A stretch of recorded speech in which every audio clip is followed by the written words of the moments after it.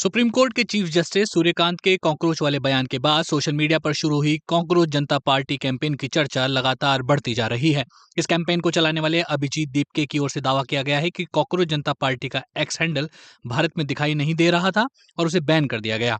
लेकिन कुछ ही घंटों बाद कॉकरोच इस बैक पोस्टर के साथ एक नया एक्स हैंडल शुरू कर दिया गया। इस नए अकाउंट पर लिखा गया, आप क्या सोचते हैं आपको हमसे छुटकारा मिल जाएगा। लॉन्च होने के कुछ ही घंटों के भीतर इस अकाउंट के फॉलोअर्स की संख्या 1 लाख के पार पहुंच गई है। सोशल मीडिया पर कॉकरोच जनता पार्टी कैंपेन को लेकर लगातार प्रतिक्रियाएं आ रही हैं। कांग्रेस नेता शशि थरूर ने सोशल मीडिया प्लेटफॉर्म एक्स पर लिखा, मैं कॉकरोच जनता पार्टी के तेजी से उभरने को लेकर बेहद उत्सुक हूं। इसने सिर्फ 5 दिनों में इंस्टाग्राम पर 1.5 करोड़ से ज्यादा फॉलोअर्स हासिल कर लिए हैं। उन्होंने आगे लिखा, मैं युवाओं की निराशा को समझता हूं और ये भी देख पा रहा हूं कि वो उससे क्यों जुड़ाव महसूस कर रहे हैं। यही वजह है कि एक्स पर इस अकाउंट को रोका जाना बेहद नुकसानदेह और समझदारी से परे है। थरूर ने आगे लिखा, युवाओं के पास अपनी भावनाएं व्यक्त करने का एक मंच होना चाहिए, इसलिए सीजेपी का अकाउंट बंद करने के बजाय उसे चलने दिया जाना चाहिए। लोकतंत्र में असहमति, हास्य, व्यंग और यहाँ तक कि नाराजगी व्यक्त करने के लिए भी जगह होनी चाहिए। राजनीतिक विश्लेषक योगेंद्र यादव ने बीबीसी से बातचीत में कहा है, ये जो कॉकरोच जनता पार्टी सोशल मीडिया पर एक मीम की तरह शुरू हुई, ये केवल हंसी मजाक या गुस्सा नहीं है। देश के भीतर नीचे से एक सुगबुगाहट और छटपटाहट है, क्योंकि व्यवस्था के बने बनाए रास्ते और दरवाजे बंद हो गए हैं। उन्होंने कहा, मजाक या चुटकुला हमेशा किसी न किसी गहरे दर्द से जुड़ा होता है, इसलिए हम इसका विश्लेषण मजाक में नहीं कर सकते।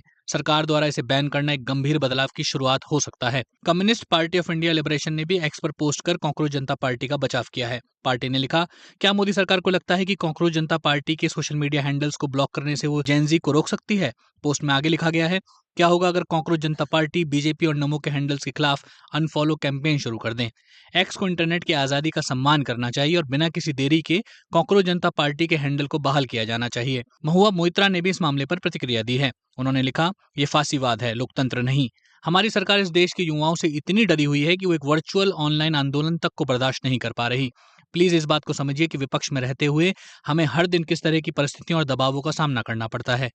वहीं प्रियंका चतुर्वेदी ने एक्स पर लिखा, सोशल मीडिया पर बनी सीजेपी जैसी कल्पनात्मक सोच का जेन जी की कल्पना और भावनाओं पर छा जाना इस बात का दुखद संकेत है कि युवाओं ने मौजूदा विपक्षी दलों से उम्मीद खोनी शुरू कर दी है। दरअसल सुप्रीम कोर्ट के मुख्य न्यायाधीश जस्टिस सूर्यकांत के युवाओं और कॉकरोच को लेकर दिए गए बयान के बाद कॉकरोच जनता पार्टी नाम से सोशल मीडिया कैंपेन शुरू किया गया था।